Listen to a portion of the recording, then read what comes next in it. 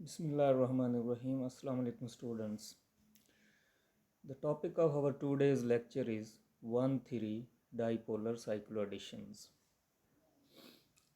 These are the type of 4 plus 2 cycloadditions in which 4 pi electron component is 1,3 dipolar species rather than diene. यानी ये जो 1,3 dipolar साइक्लोएडिशंस हैं ये 4+2 cycloaddition की एक टाइप है। इससे पहले हम 4+2 साइक्लोएडिशन रिएक्शन की एक टाइप डिस्कस कर चुके हैं, दैट इज़ डील्स-एल्डर रिएक्शन, जिसमें जो 4 पाई इलेक्ट्रॉन कंपोनेंट होता है वो एक डाईइन था और जो 2 पाई इलेक्ट्रॉन कंपोनेंट होता है वो एक अल्कीन या डबल बॉन्डेड कंपाउंड था जिसे डाइनोफाइल कहते हैं। तो अब इसी 4+2 साइक्लोएडिशन रिएक्शन की ये एक और टाइप है जिसमें जो 4 पाई इलेक्ट्रॉन कंपोनेंट है वो डाईइन के बजाय 1,3 डाईपोलर स्पीशी है रादर देन डाईइन। जैसा कि ये आप एक एग्जांपल में देख सकते हैं कि ये है 1,3 डाईपोलर स्पीशी। 1,3 डाईपोलर स्पीशी क्या होती है? जिसमें ऐसी स्पीशी या ऐसा कंपाउंड जिसमें अपोजिट चार्जेस जो हैं they are present on the atoms bearing 1,3 relationship. मसलन आप इसमें देखें, एक एटम जो है एक नेगेटिव चार्ज जो है वो नाइट्रोजन एटम पर है और पॉजिटिव चार्ज जो है वो कार्बन एटम पर है और नाइट्रोजन का कार्बन एटम के साथ 1,3 रिलेशनशिप है, यानी अगर ये 1 है तो ये 2 और ये 3 है। तो अपोजिट चार्जेस जो हैं वो ऐसे एटमों पर मौजूद हैं विच बियर्स 1,3 रिलेशनशिप। अब इस 1,3 डाईपोलर स्पीशी को डाईएज़ोमीथेन कहते हैं। तो अब ये एग्जांपल के तौर पर अगर आप देखें तो ये 1,3 डाईपोलर स्पीशी है और इसमें ये 4 पाई इलेक्ट्रॉन कंपोनेंट है, क्योंकि ये 2 इलेक्ट्रॉन नेगेटिव चार्ज की फॉर्म में यहाँ मौजूद हैं और 2 इलेक्ट्रॉन जो है ये डबल बॉन्ड की फॉर्म में मौजूद हैं, लेकिन ये एक नेगेटिव पोल इस एटम पर है, पॉजिटिव पोल इस एटम पर है, इसलिए इसे हम क्या कहेंगे? 1,3 dipolar species. It is an alternative of diene. तो अगर डाईइन की बजाय हम ये 1,3 डाईपोलर स्पीशी यूज़ करेंगे और ये वही जो है वो डबल बॉन्डेड कंपाउंड है जिसको हम डील्स-एल्डर रिएक्शन में डाइनोफाइल कहते थे, अब इसे हम कहेंगे डाईपोलैरोफाइल, क्योंकि ये 1,3 डाईइन नहीं है, ये 1,3 डाईपोलर स्पीशी है। अगर ये डाईइन हो तो फिर इसे हम क्या कहते थे डील्स-एल्डर रिएक्शन में? डाइनोफाइल। और अब ये डाईइन का सब्सटीट्यूट है, यानी 1,3 डाईपोलर स्पीशी है, तो अब इसे हम क्या कहेंगे? डाईपोलैरोफाइल। तो अब मैकेनिज़्म उसी तरह है कि ये कंसर्टेड मैनर में डील्स-एल्डर रिएक्शन की तरह ये साइक्लोएडिशन होगी। 2 नए सिग्मा बॉन्ड, एक सिग्मा बॉन्ड यहाँ पे बनेगा, एक यहाँ पे बनेगा और इस तरह ये 5 मेंबर रिंग जो है वो हेट्रोसाइक्लिक रिंग जो है वो बनेगा, जिसका नाम है डाईहाइड्रोपिराजोल डेरिवेटिव, जो कि 5 मेंबर रिंग है। और इस तरह a large variety of 5 member ring compounds जो कि हेट्रोसाइक्लिक कंपाउंड होंगे can be prepared by using various 1,3 dipolar species and dipolarophile. यानी ये डाईपोलैरोफाइल को चेंज करने से और इसी तरह मुख्तलिफ जो है 1,3 डाईपोलर स्पीशीज़ यूज़ करने से मुख्तलिफ़ किस्म के 5 मेंबर्ड हेट्रोसाइक्लिक कंपाउंड इस रिएक्शन से हम बना सकते हैं। अब आइए डिस्कस करते हैं कि कौन कौन से मुख्तलिफ जो हैं 1,3 डाईपोलर स्पीशीज़ जो हैं वो यूज़ की जा सकती हैं इन रिएक्शन में। तो सबसे पहली एग्जांपल है अल्काइल एजाइड्स।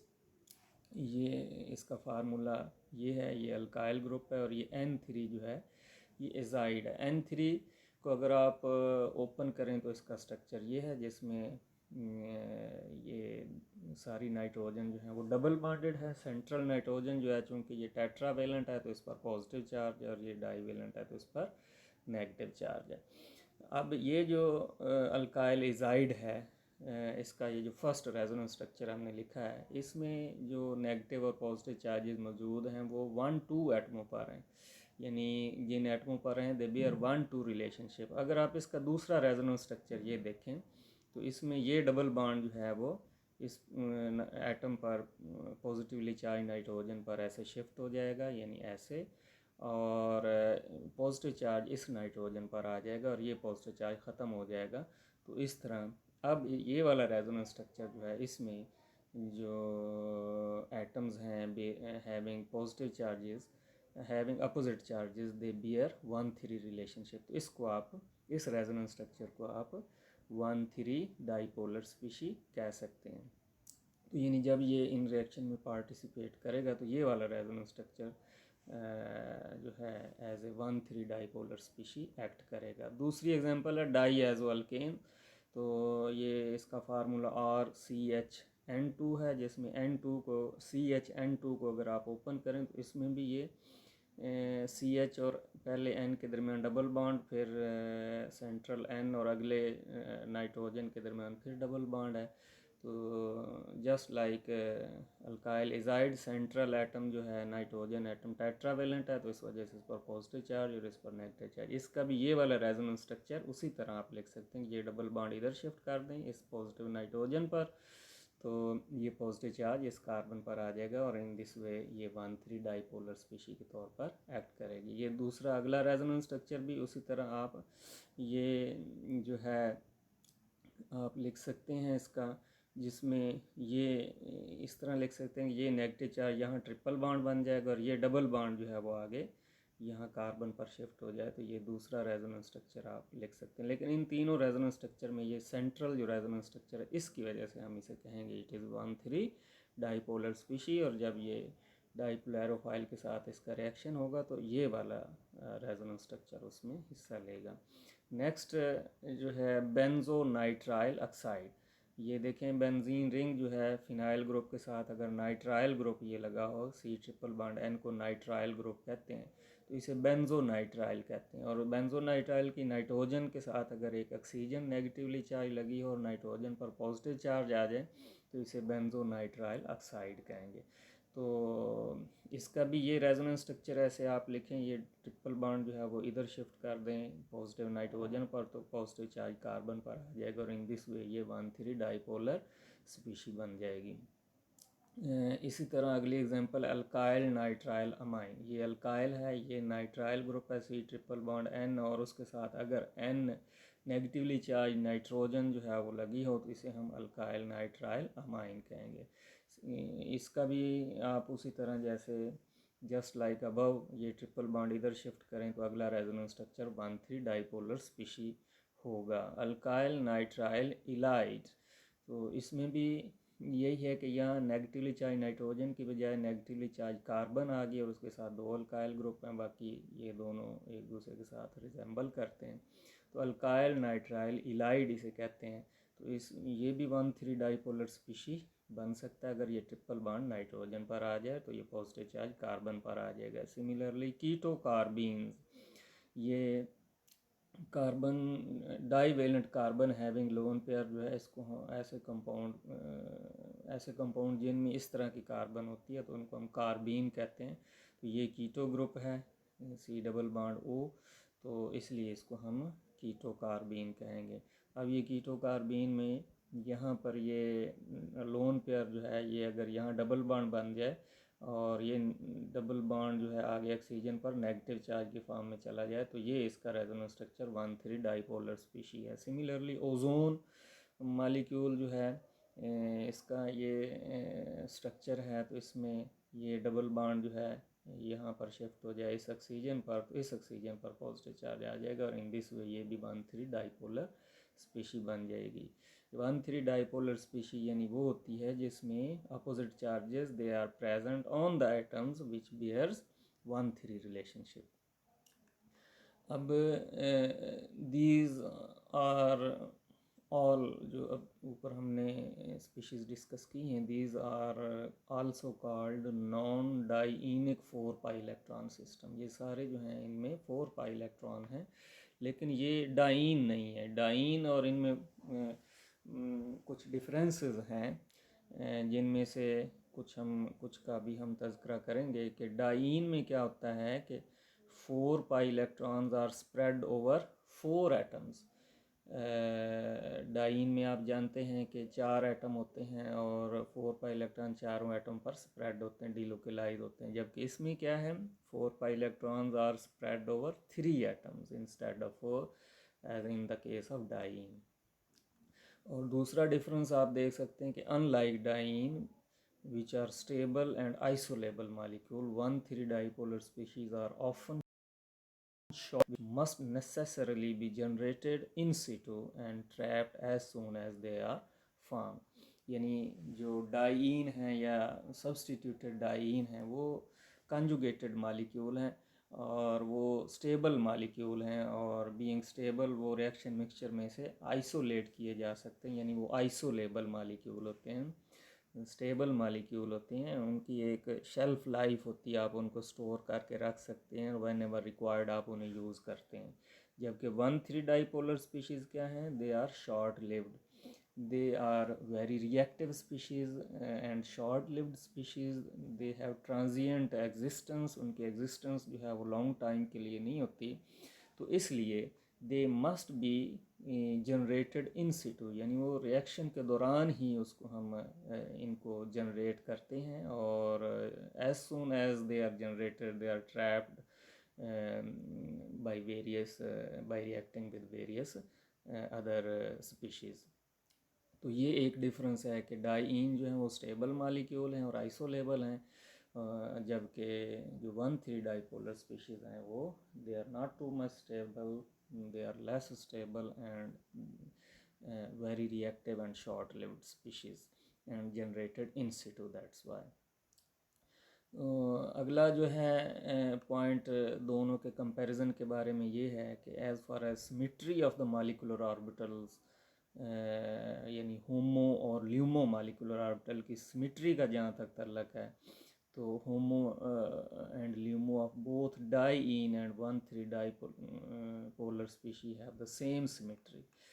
तो इनके मॉलिक्यूलर ऑर्बिटल की ख़ास तौर पर वो मॉलिक्यूलर ऑर्बिटल जो कि फ्रंटियर मॉलिक्यूलर ऑर्बिटल कहलाते हैं, होमो और ल्यूमो, जो कि में डायरेक्टली इन्वॉल्व होते हैं।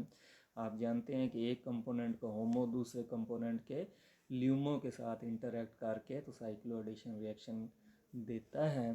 तो as far as these HOMO and LUMO are concern their symmetry is the same, यानी सिमेट्री ऑफ मॉलिक्यूलर ऑर्बिटल पर कोई फ़र्क नहीं पड़ता।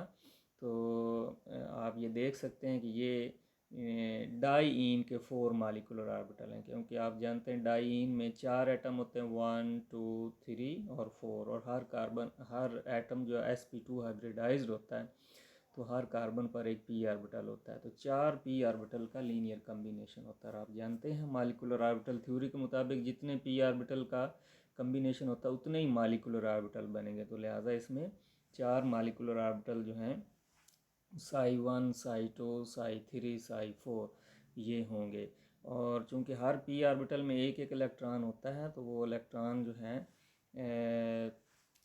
उनकी डिस्ट्रीब्यूशन इस तरह होगी कि 2 इलेक्ट्रॉन जो हैं 4 में से 2 इलेक्ट्रॉन सबसे लोएस्ट मॉलिक्यूलर ऑर्बिटल psi1 में, 2 इलेक्ट्रॉन psi2 में होंगे, तो इसका मतलब, और psi3 और psi4 जो हैं ये अनऑक्युपाइड हैं, psi1 और psi2 ऑक्युपाइड है।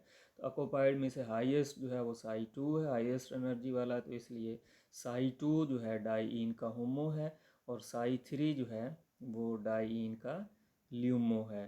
तो बिल्कुल इसी तरह ये आप देखें, ये 1,3 डाइपोलर स्पीशी है, इसमें 3 एटम होते हैं जो कि sp2 हाइब्रिडाइज्ड होते हैं, लिहाजा 3 p ऑर्बिटल होते हैं, तो 3 p ऑर्बिटल के लीनियर कम्बिनेशन से ये 3 मॉलिक्यूलर ऑर्बिटल बनेंगे, psi1 psi2 psi3।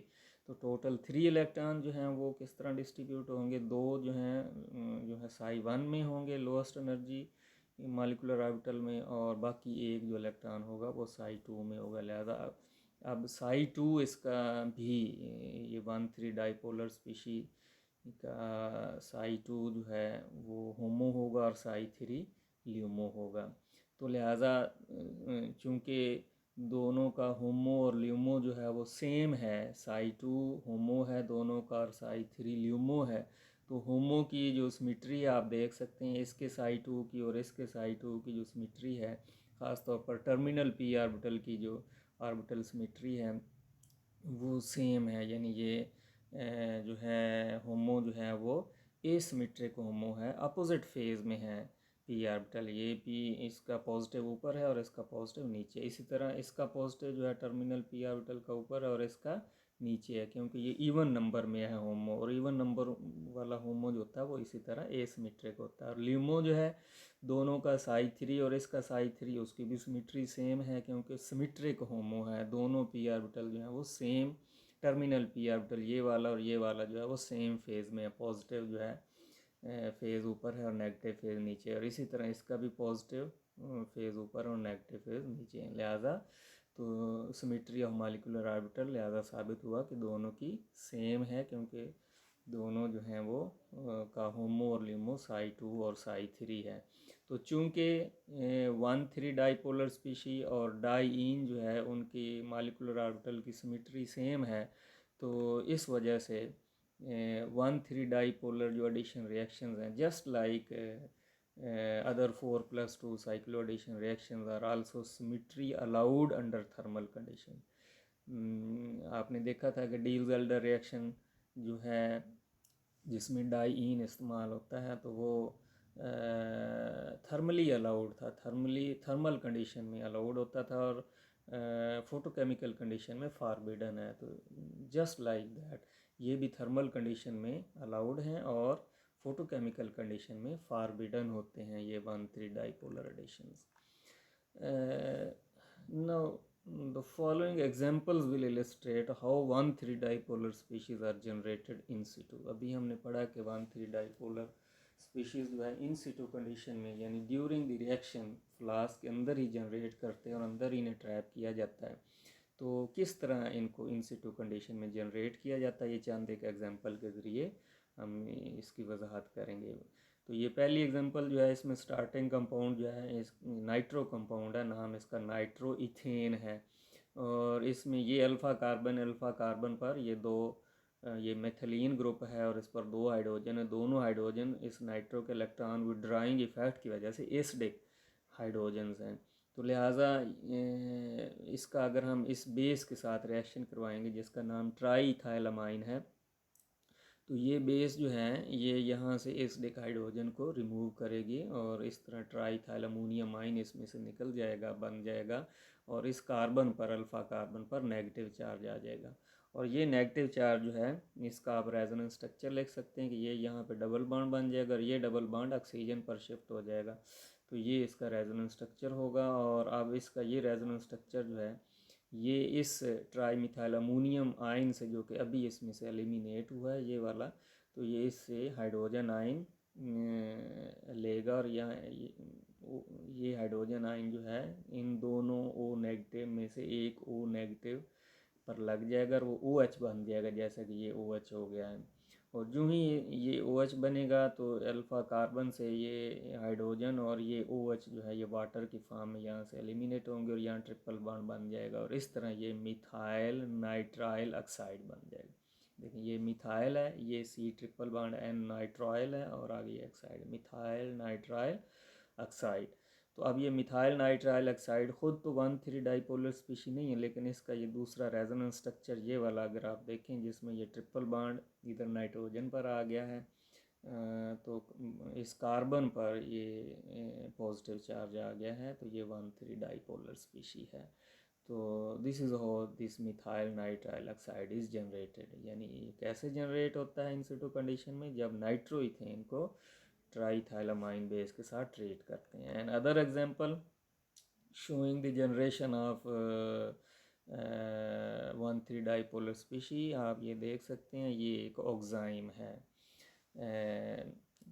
कार्बन और नाइट्रोजन का डबल बॉन्ड हो और उस नाइट्रोजन पर आगे हाइड्रोक्सिल ग्रुप लगा हो, तो इस स्पीशी को हम ऑक्साइम कहते हैं। तो इस ऑक्साइम की अगर हम क्लोरीनेशन करें तो दिस हाइड्रोजन जो है इस ऑक्साइम का, ये वाला हाइड्रोजन जो है, this hydrogen is replaced by chlorine. तो लिहाजा ये क्लोरीनेटेड या क्लोरो सब्सटीट्यूटेड एग्जाइम बन जाता है। अब इस क्लोरो सब्सटीट्यूटेड एग्जाइम को अगर हम ट्राई इथाइलमाइन के साथ रिएक्ट करवाएं तो ये इसका ये हाइड्रोजन जो है एग्जाइम का ये एसिडिक हाइड्रोजन होता है, तो ट्राई मिथाइलमाइन बेस है, तो ये इस एसिडिक हाइड्रोजन को रिमूव करेगी और इस ऑक्सीजन पर ये नेगेटिव चार्ज आ जाएगा।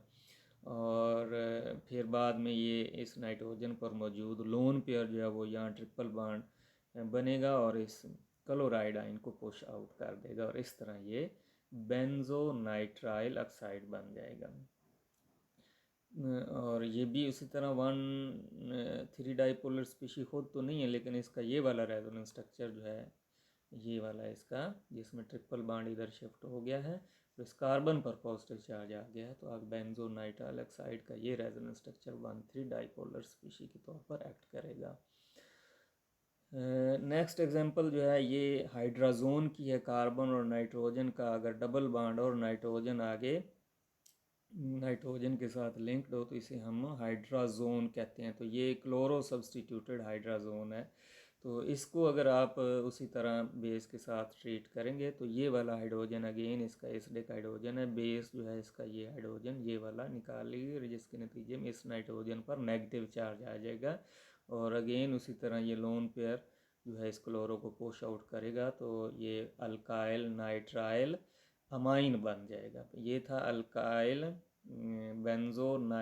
ये बेंजोनाइट्राइल ऑक्साइड है, इसमें O नेगेटिव है, इसमें N नेगेटिव है, तो लिहाजा इसको हम कहेंगे अल्काइल नाइट्राइल अमाइन। तो इसका ये वाला रेजोनेंस स्ट्रक्चर आप देखेंगे तो ये अल्काइल नाइट्राइल अमाइन का ये वाला रेजोनेंस स्ट्रक्चर जो है ये 1,3 डाइपोलर स्पीशी है।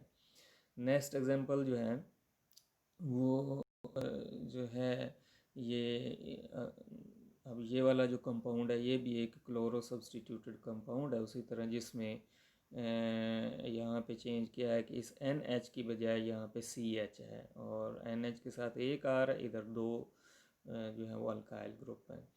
तो अब ये अगर मॉडिफिकेशन करेंगे और इसको अगर आप उसी ट्राईथाइलामाइन बेस के साथ रिएक्ट करवाएंगे तो ये एसिडिक हाइड्रोजन उसी तरह निकलेगा, इस कार्बन पर नेगेटिव चार्ज आ जाएगा। बाद में इस नाइट्रोजन का लोन पेयर यहाँ ट्रिपल बॉन्ड बनेगा, क्लोराइड आयन को जब पुश आउट करेगा तो ये वाला स्ट्रक्चर बनेगा, इसे हम कहेंगे alkyl nitrile Allied.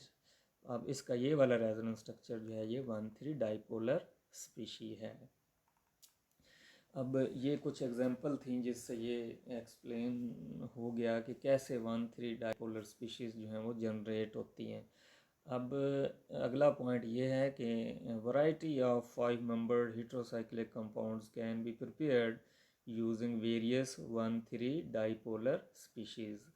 1,3 dipolar species हमने बड़ी को हम इस्तेमाल करके देखते हैं कि कैसे 5 मेंबर्ड हेटेरोसाइक्लिक रिंग्स जो हैं कंपाउंड जो हैं वो इन 1,3 डाइपोलर स्पीशीज़ से 1,3 डाइपोलर एडिशन रिएक्शन के नतीजे में बनाए जाते हैं। तो पहली एग्जांपल जो है वो ये है कि ये इसी तरह ये नाइट्रोइथेन है। नाइट्रोइथेन का अगर हम पहले ट्राई मिथाइलामाइन बेस के साथ रिएक्शन करवाएं और बाद में इस 2 ब्यूटीन के साथ रिएक्शन करवाएं तो क्या प्रोडक्ट बनेगी। तो इस रिएक्शन को हमने इनकम्प्लीट रिएक्शन को कंप्लीट हमने करना है। तो पहली जो रिएक्टेंट है वो क्या शो कर रहा है कि ये ट्राईथाइलामाइन बेस है, जो कि अभी हमने पीछे पढ़ा है कि ये इसके साथ रिएक्ट करके इससे क्या बनाएगा, मिथाइल नाइट्राइल अमाइन बनाएगा। ये अभी आप देख सकते हैं, ये पहली एग्जांपल जो है ये नाइट्रोइथेन है और इसका ट्राई मिथाइल अमाइन के साथ ये रिएक्शन हुआ तो एंड पे क्या बना है, मिथाइल नाइट्राइल ऑक्साइड, जिसका ये रेजोनेंस स्ट्रक्चर 1,3 डाइपोलर स्पीशी है। अब ये हम दोबारा तो इसका मैकेनिज़्म नहीं लिखेंगे, लेकिन हम डायरेक्ट जो है एक ही स्टेप में इसे लिख देते हैं कि ये नाइट्रोइथेन का ट्राई और ये मिथाइल नाइट्राइल अमाइन बनेगा, जो कि एक 1,3 डाइपोलर स्पीशी। अब इस मिथाइल नाइट्राइल अमाइन को का रिएक्शन होगा इस दूसरे रिएक्टेंट के साथ जो कि 2 ब्यूटीन है। अब methyl nitrile amine 1,3 dipolar species को आप ऐसे भी लिख सकते हैं, इस तरह ये जिगजैग मैनर में इसको अगर आप लिख लें और इसके सामने ये 2 ब्यूटीन का मालिक्यूल जो कि डाइप्लेरोफाइल के तौर पर यहाँ एक्ट करेगा, तो बिल्कुल वैसे ये दो नए सिग्मा बॉन्ड बनेंगे। यहाँ पे ये सिग्मा बॉन्ड इस ऑक्सीजन और इस कार्बन के दरमियान और ये वाला सिग्मा बॉन्ड इस कार्बन और इस कार्बन के दरमियान बनेगा और इस तरह ये 5 मेंबर्ड हेटेरोसाइक्लिक कंपाउंड बनेगा। चूँकि ये दोनों मिथाइल सेम साइड पर हैं, यानी ये जो ब्यूटीन है ये सिस ब्यूटीन है, तो ये जो प्रोडक्ट बनेगी इसमें भी दोनों मिथाइल सेम साइड पर होंगे, क्योंकि ये जस्ट लाइक डील्स-एल्डर रिएक्शन ये भी स्टीरियो स्पेसिफिक रिएक्शन है विद रिस्पेक्ट टू डाईपोलैरोफाइल, यानी अगर जो ग्रुप सेम साइड पर होंगे वो 5 मेंबर रिंग में भी सेम साइड पर होंगे। अब ये जो हेट्रोसाइक्लिक कंपाउंड बना है इसको हम कहेंगे इस ऑक्सएजोल, और ये सिस होगा। इसी तरह ये दूसरी एग्जांपल है जिसमें ये ऑक्साइम है, क्लोरो सब्सटीट्यूटेड ऑक्साइम है, और इसका उसी तरह दो रिएक्टेंट हैं, पहला ट्राईथाइलामाइन बेस है और दूसरा जो है वो ये एक अल्काइन है। तो अब अगर आप देखें तो ये जो पहला रिएक्टेंट है बेस, इसके साथ रिएक्ट करके तो इससे क्या बनाएगा, बेंजो नाइट्राइल ऑक्साइड, जिसका मैकेनिज़्म अभी हम पिछले पेज पे जो है वो पढ़ चुके हैं। तो अब ये बेंजो नाइट्राइल ऑक्साइड को उसी तरह ऐसे इस फॉर्म में अगर आप लिख लें साइक्लोएडिशन रिएक्शन के लिए, इसको इस तरह ये जिगजैग मैनर में लिख लें, तो ये ट्रिपल बॉन्डेड कंपाउंड अल्काइन में इसकी ये एडिशन हो जाएगी। ये एक सिग्मा बॉन्ड, इधर से ये सिग्मा बॉन्ड, और अगेन ये 5 मेंबर रिंग जो है वो बन जाएगा। सिमिलरली ये एक और एग्जांपल है जिसमें ये बेंजाइल ब्रोमाइड जो है, इसका अगर आप सोडियम एजाइड के साथ, पहला रिएक्टेंट सोडियम एजाइड है और दूसरा रिएक्टेंट अगेन अल्काइन है, इसके साथ रिएक्टेंट करवाएंगे तो क्या प्रोडक्ट बनेगी। इस रिएक्शन को अगर कंप्लीट करना हो तो ये भी एक 1,3 डाईपोलर एडिशन रिएक्शन है, जिसमें सबसे बेंजाइल ब्रोमाइड जो है